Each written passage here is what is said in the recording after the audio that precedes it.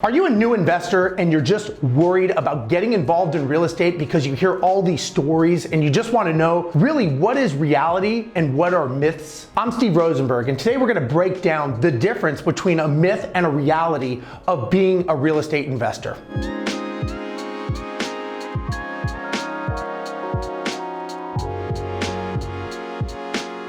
First of all, we always hear the story whenever you may tell someone that you want to get involved in real estate, you're going to hear, you're going to be fixing toilets at 2 a.m. You're going to have tenants calling you all the time. Tenants are going to trash your property. You're not going to make any money.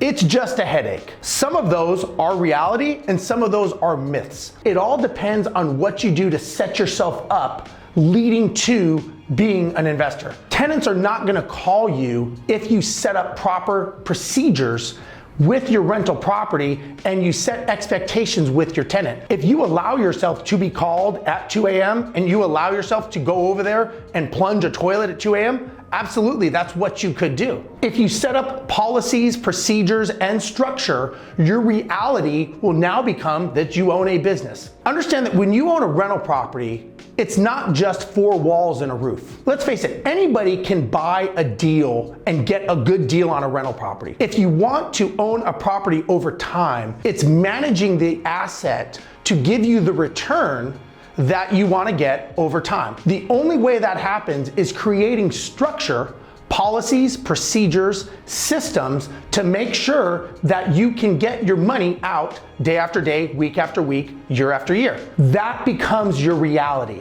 And you see a lot of people that own one house on one side of the street and they are running themselves crazy into the ground, and you have another person on the other side of the street and he never even has any problems, and you wonder, why are they different? One is a myth that you don't want to go towards, one is the reality of someone who's set up the time. My point is, you want to make sure that you educate yourself. Here on BiggerPockets, there is tons of free information to educate yourself on how to become a successful investor, and don't let the myths of the possible unknown scare you into not taking action, because there's a lot of reasons why you can talk yourself out of not getting involved in real estate. However, I think we all know that the pluses of owning real estate far outweigh the myths of things that normally never even happen.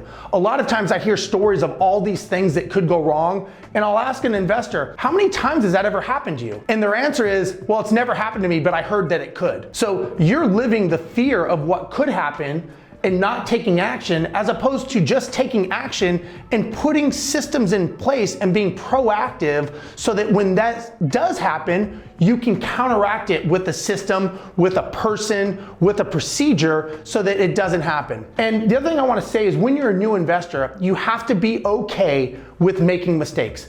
Every single person that you talk to that has been successful will tell you that they made a mistake. They maybe got ripped off from a contractor. Maybe they put a bad tenant in. Maybe they did this. Maybe they purchased the property wrong. But what they have done that is different is they did not allow those mistakes to define their real estate investing business. They learned from them, they systemized them, and they made ways to not have it happen again. So one of the things that you want to do to ensure that you do not fall in the fear of myth and you make your own reality is create a goal of what it is that you want as a result of owning real estate. How do you want your life to look in maybe 10 years, 20 years, 30 years as a result of owning real estate, and make that your destination. Once you have your destination of where you want to go, now you create the strategy to get yourself there. And you're not running off of emotions, off of what ifs. You have a destination you want to go to,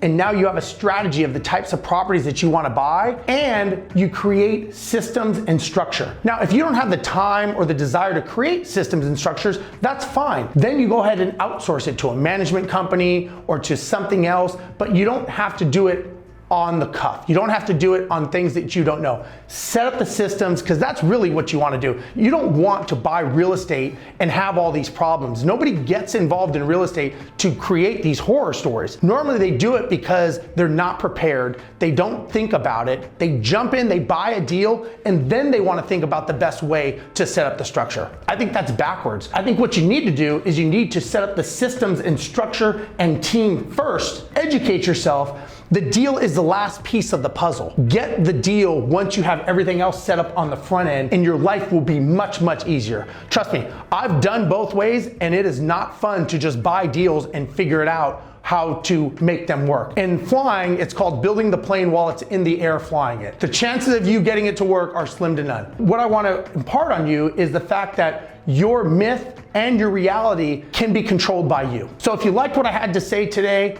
please subscribe to the channel, like and comment, engage. Let me know what you think. I'm happy to talk with you. I want to thank you for watching today. I'm Steve Rozenberg, and we'll see you guys later.